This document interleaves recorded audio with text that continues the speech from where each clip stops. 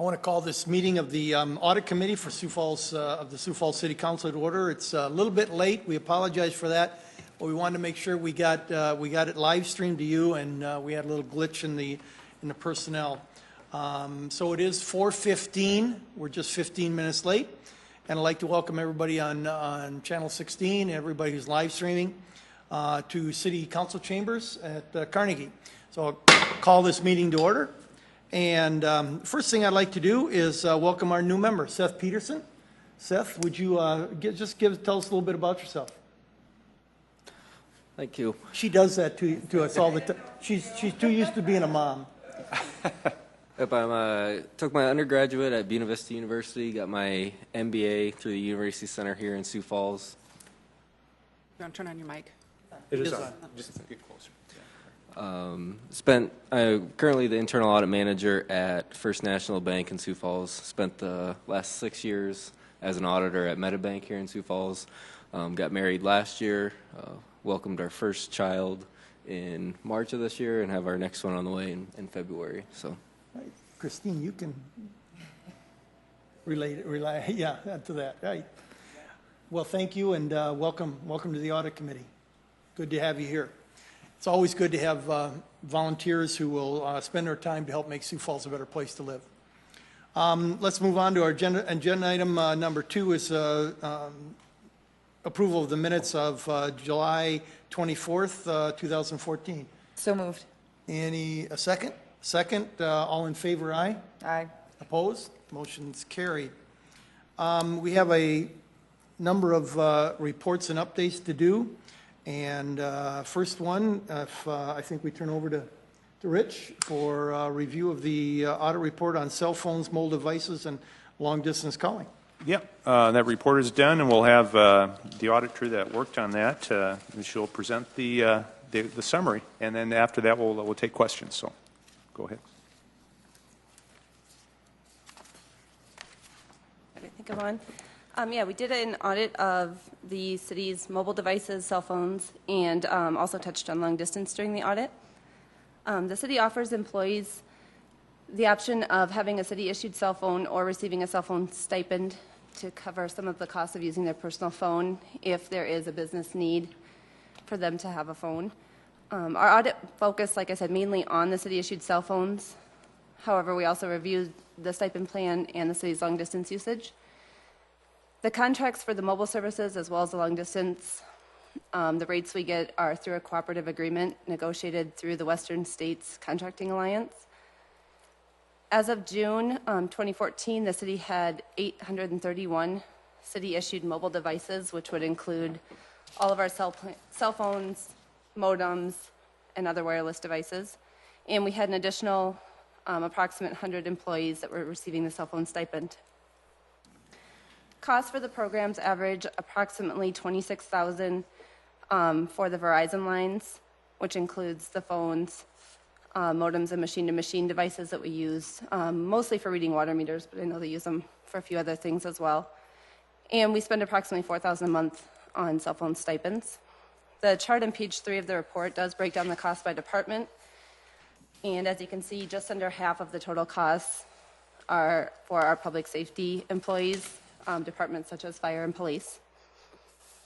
We had 5 objectives for the audit. We reviewed to make sure our current policies in place compared to leading practices, to determine if department and personnel cell phone approvals, including the acquisition, and then also the return and deactivation of the phone are adequate, to determine if employee cell phone usage is adequately monitored and defined by guidelines that are consistent, appropriate, and utilized, and to determine if the citywide contract is appropriately structured, consistent with our best interests, and monitored and updated in order to maximize cost reduction, and then also to determine if long-distance usage is adequately monitored and proper controls are in place. The results of our audit were good. We concluded that the city is using effective leading practices related to employer-issued cell phones. I am going to skip around a little bit here. Down to usage, the city does not currently have a strict no personal call policy.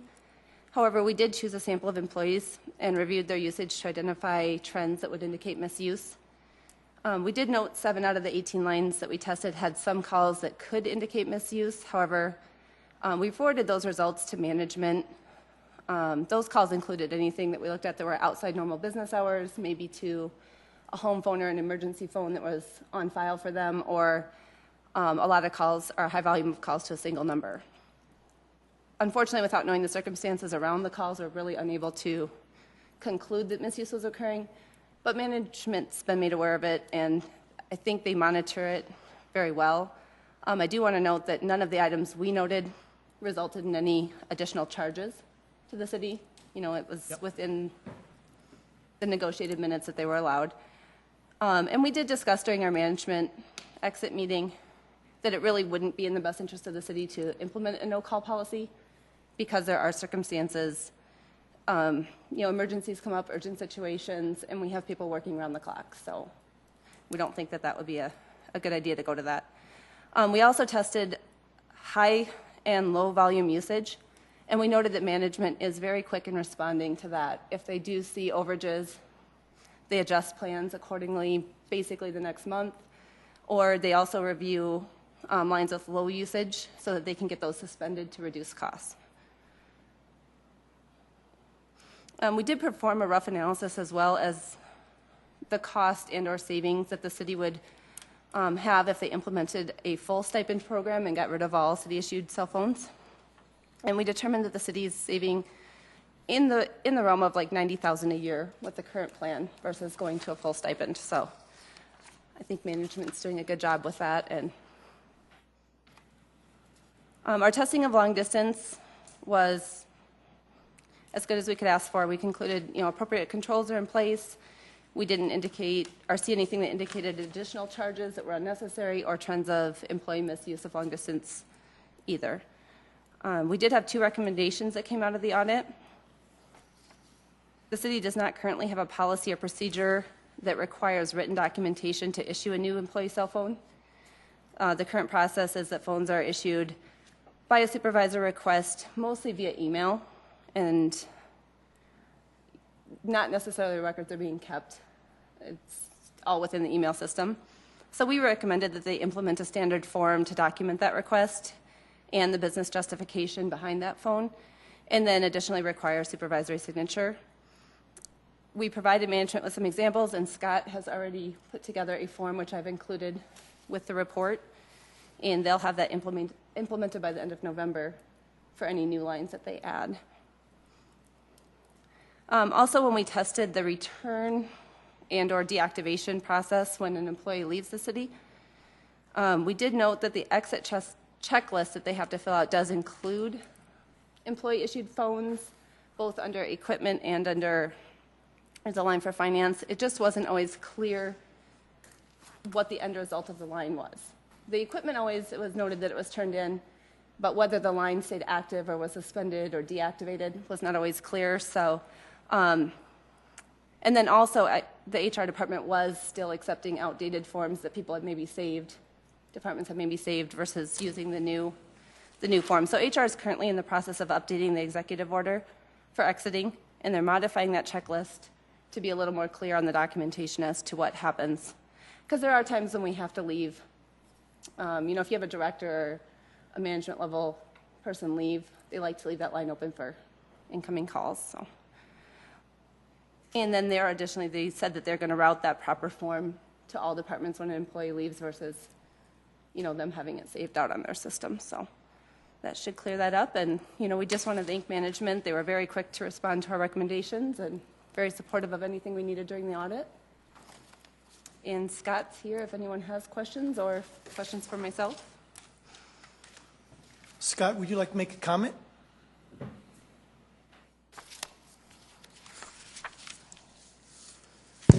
Yeah, I was very happy with the audit, how it turned out.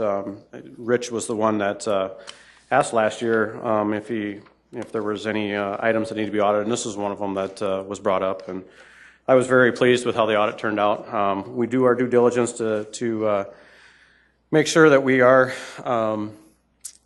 keeping the number of phones down and the cost down to the taxpayer as much as possible. This is the time of year when we take seasonal phones back from seasonal employees, and we suspend them for the 6 months until they return back to work the next year. So we're looking at that and getting all those phones back and those suspended right now. We're constantly updating our plan with Verizon.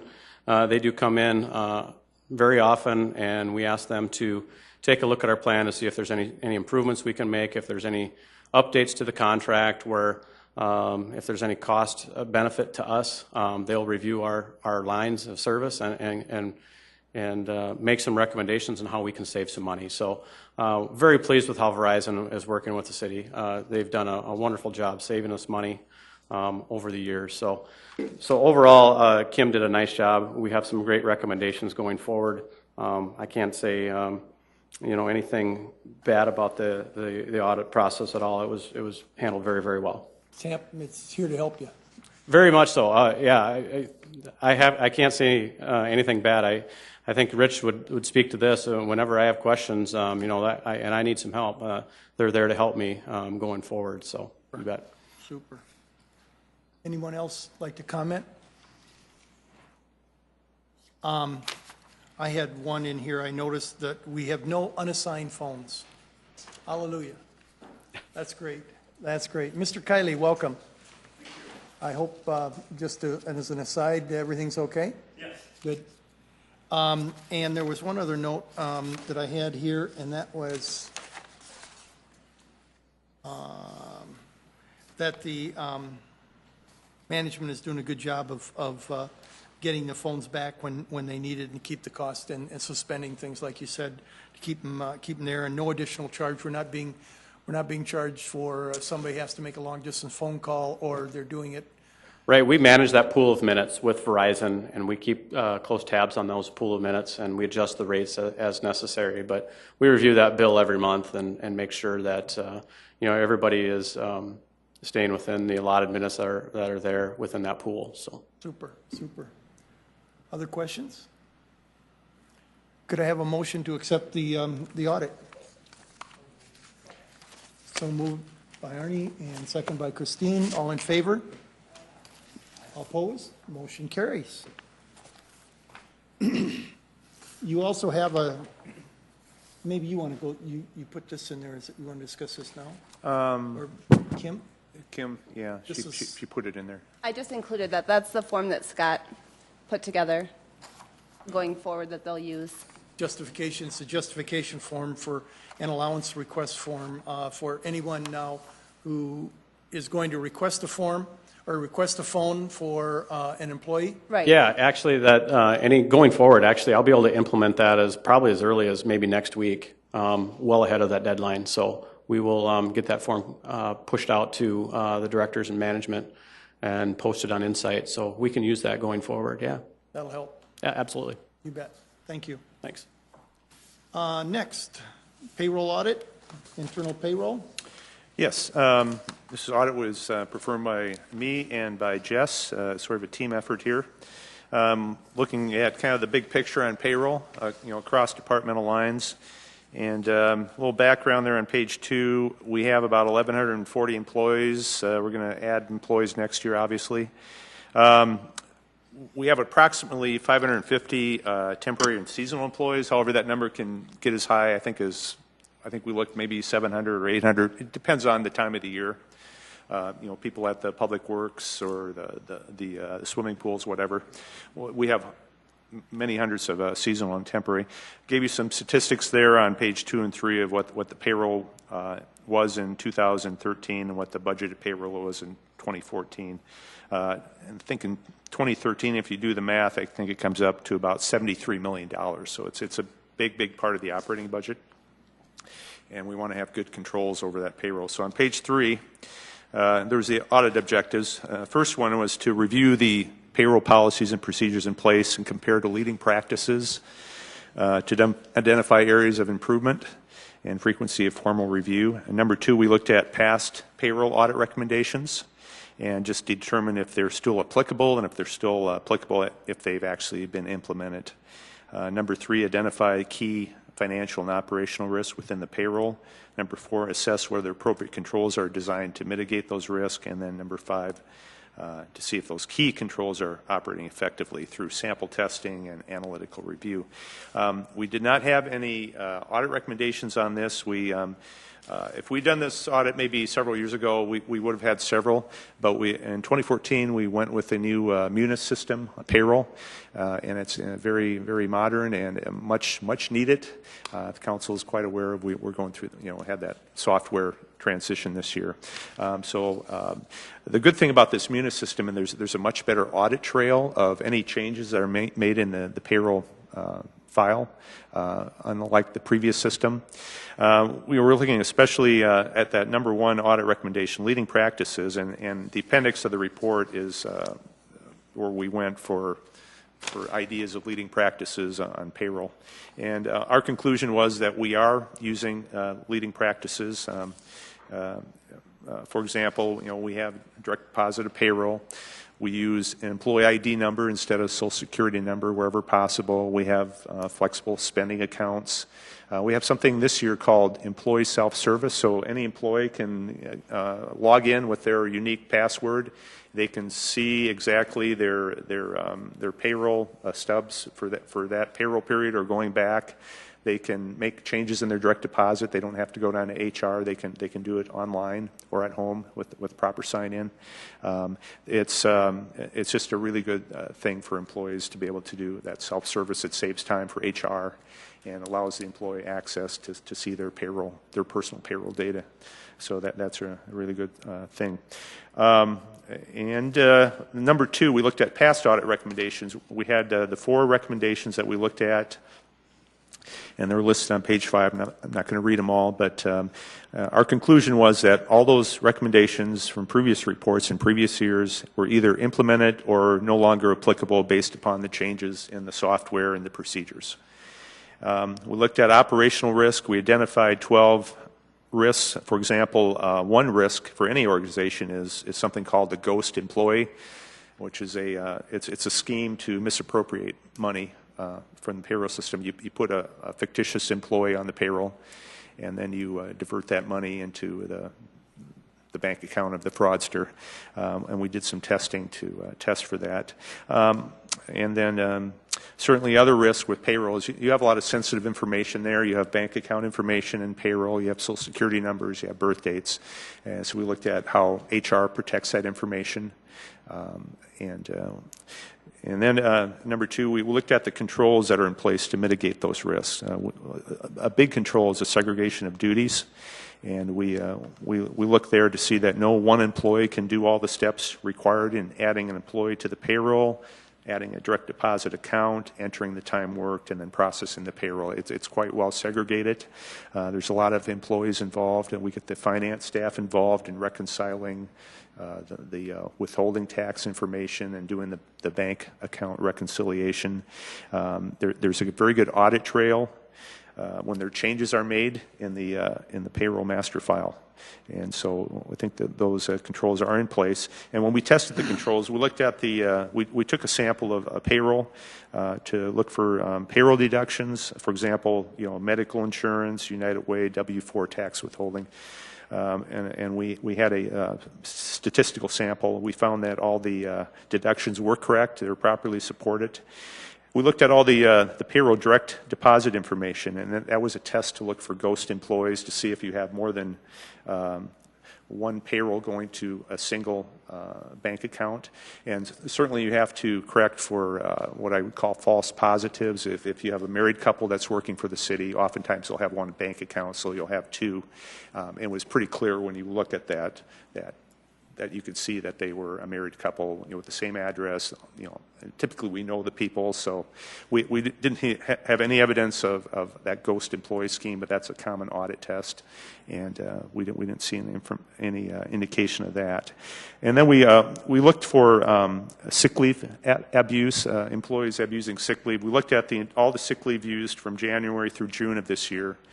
For every employee, Jess looked at that, I looked at that. We're looking for patterns of abuse, like some employee look like they're taking, every other Monday off or every other Friday or whenever there's a holiday.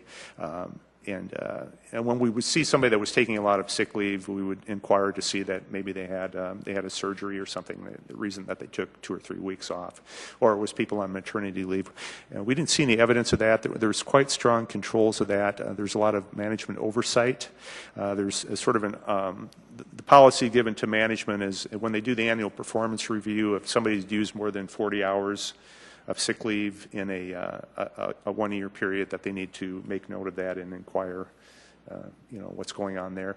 And there's also a strong financial incentive for a career employee, because when they do retire from the city, they'll get paid for a portion, not the entire amount, but a portion of the sick leave that they don't use. So it's in their best financial interest not to abuse the sick leave. So I think the controls are very strong there, and we didn't see any evidence of abuse.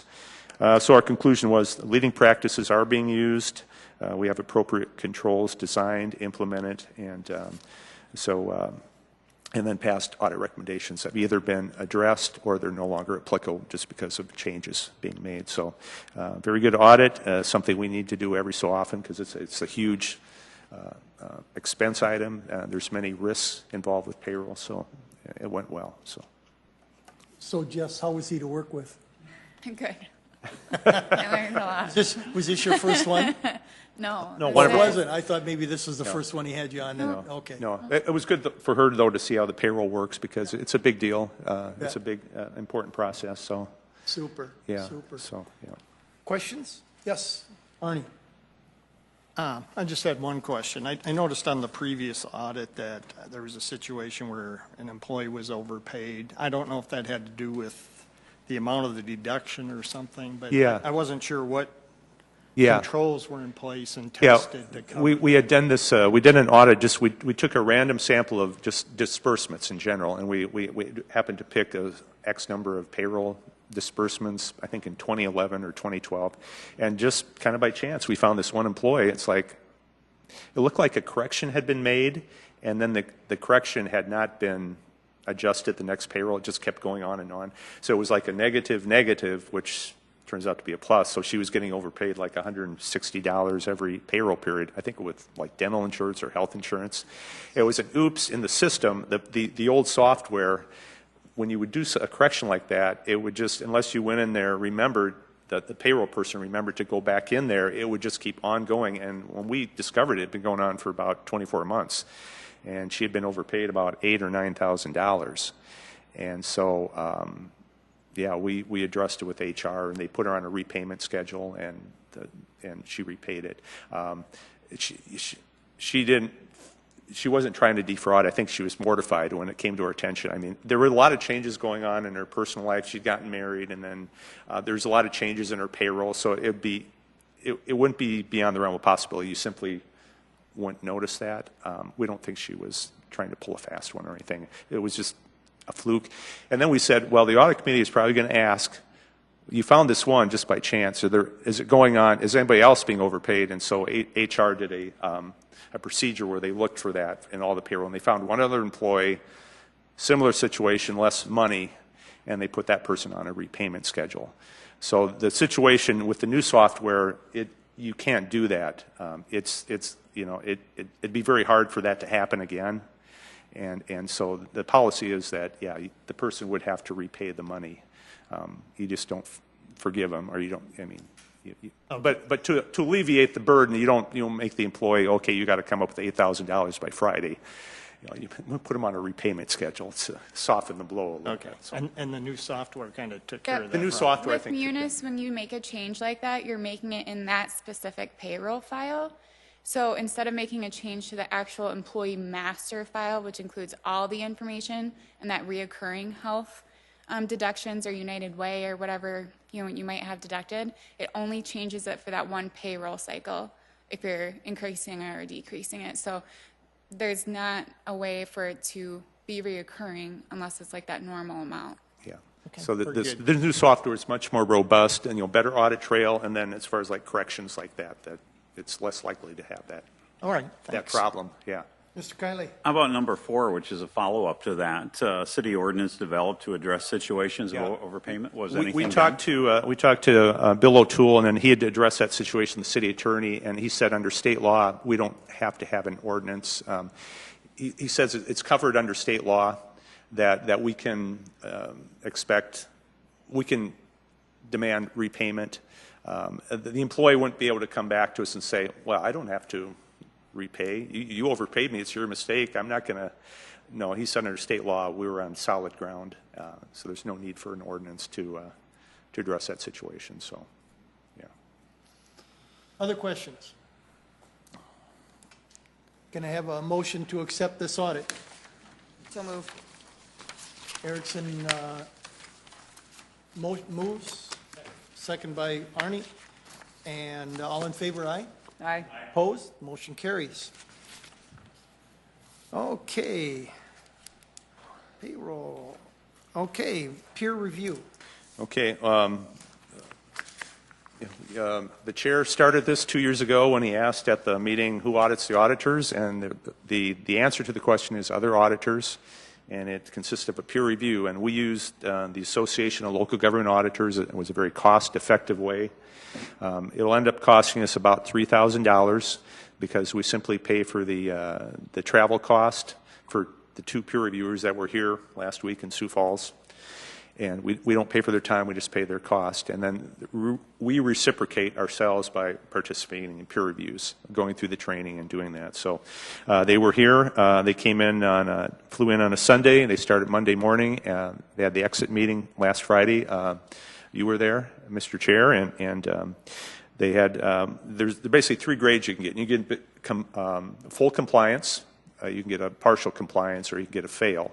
Well, we got basically the full compliance. We got an A. They had a couple of suggestions, and that's why we do this. We always look to get better, but they looked at everything from our training files to our qualifications to our, they picked a sample of audit work papers to look through. They look at our independence, just everything in the standards. And the next item on the agenda will kind of fill you in on that, but went very well. Mr. Rolfing, you have you were at the meeting, the exit meeting, so. Yes, I was, and I was very pleased with what I heard. These guys knew what they were doing. They've been in the business a number of years, both of them, one from Seattle, one from El Paso, Texas.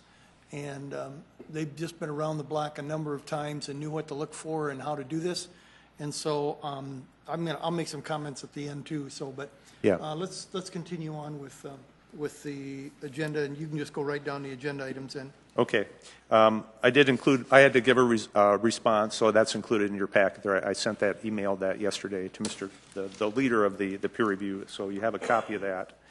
And we agreed with their suggestions and plan to implement those. Do you want me to go to the elements required for the internal audit? In fact, it kind of ties into the, or do you want to continue on a little more on the peer review? Let's go, can we do Do this. mention some of the areas you believe Yeah. your office excels in? Yeah, and they then had. what I think they had 3 bullet points there on noteworthy. That we have a comprehensive set of policies and procedures that assisted in establishing the function. They said we have a very strong commitment to training and professional staff development. They like that a lot.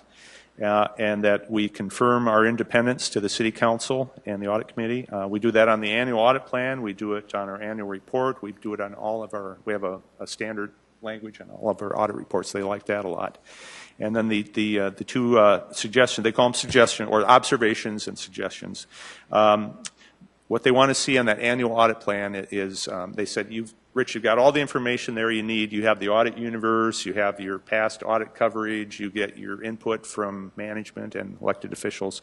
We want you maybe to quantify that, maybe a numerical quantification of the risk, or maybe do what they call a heat map, where you do like a red, orange, green, red's high risk, green's good, yellow's in the middle, something like that. So I will present that at the next meeting, and we'll look at our annual audit plan. So they'd like to see that.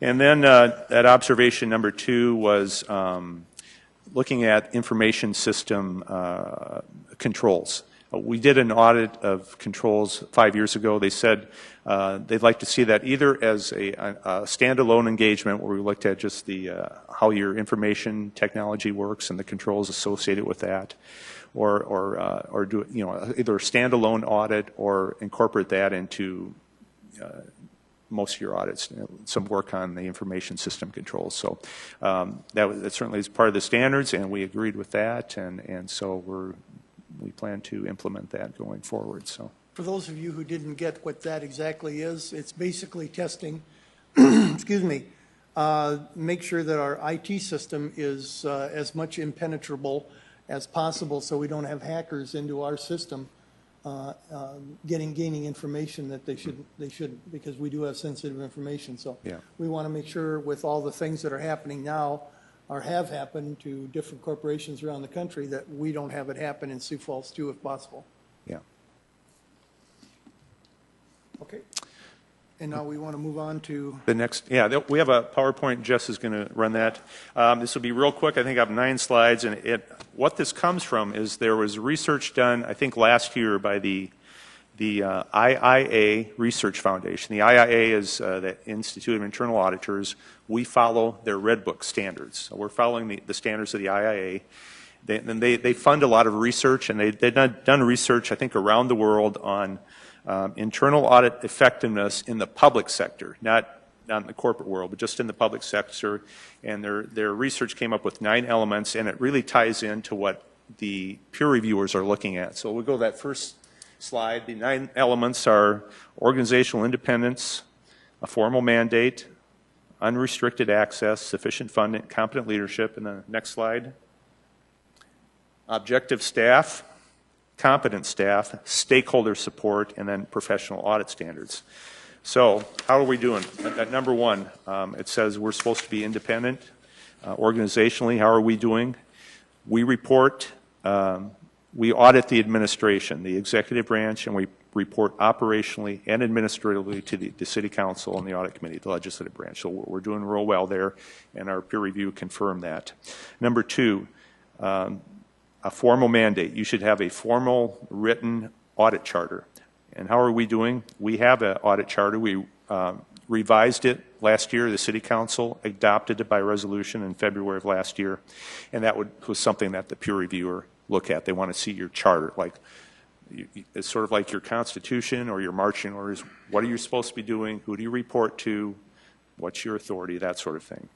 Number 3, unrestricted access. It said audits should be completed with complete and unrestricted access to employees, property, and records as appropriate.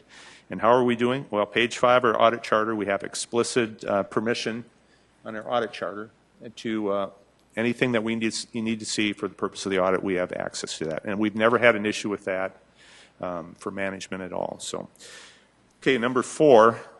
That sufficient funding. It says the audit activity must have sufficient funding relative to the size of its audit responsibilities. How are we doing? The City Council approves our budget, and it's my belief that we have a sufficient funding level to carry out our responsibilities. We'll note that next year at budget time. Okay. Number 5, competent leadership. The leader should be knowledgeable of applicable audit standards, professionally certified, and competent to oversee and manage the audit activity. So, talking about me, how are we doing? I've got 10-plus years of audit experience. I'm a certified public accountant. I'm a CGAP, certified government auditing professional. I'm active in the IIA and also in that Association of Local Government Auditors. Number 6, the staff. Audit staff must have impartial attitudes and avoid conflicts of interest.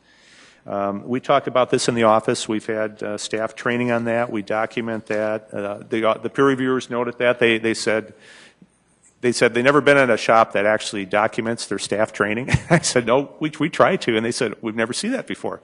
I said, well, I think it's important that we try to do annual training on conflicts of interest and maintaining independence, and then we document that. So, and then before we do an audit, we fill out a piece of paper that we put in the work paper saying, if I sign Jess or Kim to an audit, that they're saying, I don't have a conflict of interest, or, like, I'm not auditing a department where my brother is the manager, or I'm not auditing a contract where my sister-in-law owns the company. I mean, they're going to tell that to me, and then I'll have to assign somebody else. So we don't have the appearance of conflict of interest or lack of objectivity. Number 7, a competent staff. The audit activity needs a professional staff that collectively has the necessary qualifications and training. That's something that the peer reviewers looked at. They looked at the resumes of our 2 staff members and me. They interviewed Jess and Kim. Kim just completed certification. As I think you're aware, we mentioned that at the last audit committee. She just became certified as a certified internal auditor. And we try to provide an average of 40 hours a year of continuing education for each staff member. And as you're aware in that peer review, they made note of that. They really thought we did a real good job with the training. Number 8, stakeholder support. The legitimacy of the audit activity and its mission should be understood and supported by a broad range of appointed and elected officials. How are we doing? We've been here for 8 years now. Next month will be the 8th anniversary when I got appointed and we started to function, and I think we're doing well. I think we're accepted. I think people understand what we're doing, and I feel like we have the support of who we need the support from, so I feel good about that. And then that last one, the professional audit standards. The professional audit standards support the implementation of the previous 8 elements, and we followed what they call the Red Book standards, and that's what the peer review was looking at, and they said we're doing that. We're complying. We're meeting the standards, so we feel good about that. So thought, especially for our newer members of the committee, it was good to understand, what a properly functioning audit function should look like, what's necessary to accomplish that, and then we have independent verification from the peer reviewer that we're doing what we think we're doing. So, Super.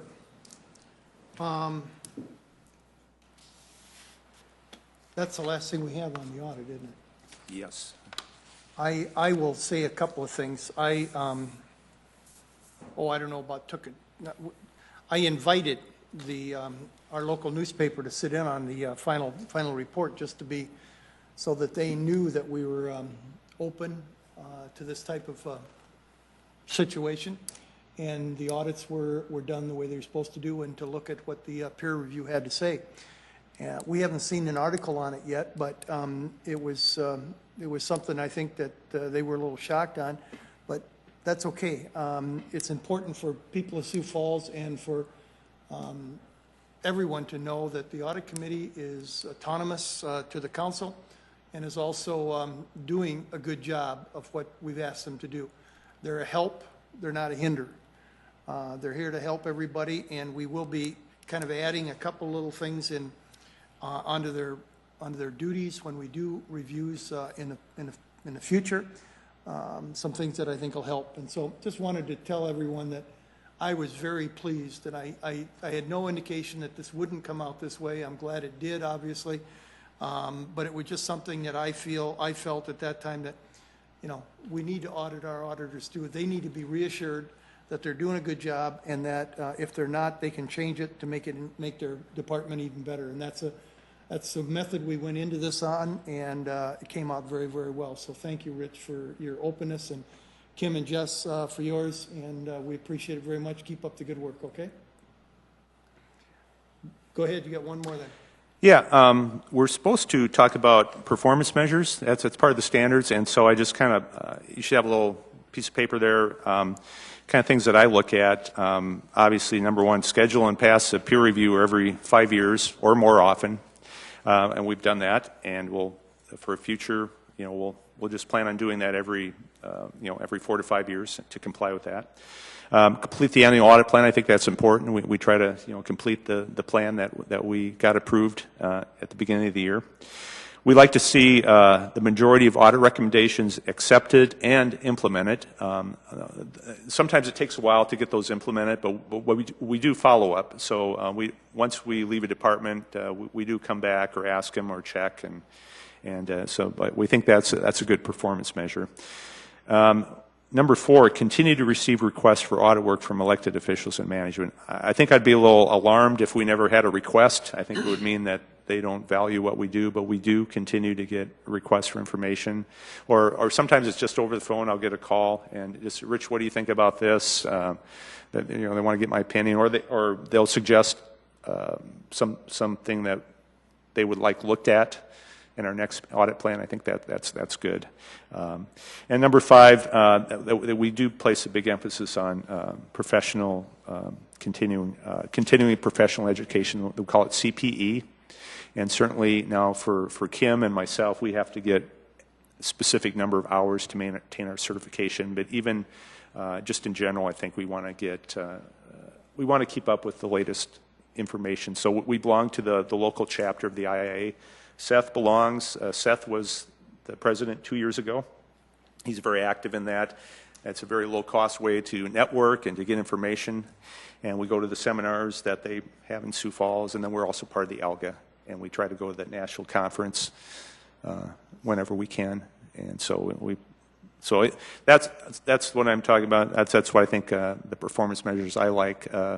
If you have suggestions, we can talk about it now or at a different audit committee, or maybe we want to think about it. But that's kind of what we look at to evaluate ourselves. So, Questions or concerns or comments? Super. We have one more thing. We need to approve Rich for the MidAmerica Intergovernmental Audit Forum in Overland Park, Kansas. Yeah. December 4th and 5th. If it was in Cancun, I would say no, but as long as it's in Kansas City. In December? We're probably a little safer. We'll get him home.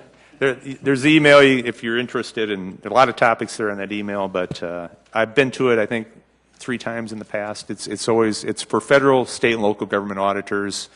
They try to keep the costs really low because, they're on the government budget. So. And we meet for a day and a half, usually all day Thursday and then Friday morning, and various topics. You can see on that email what they're talking about. And last year, I think we had about 100 people there. I mean, from all over the Midwest area.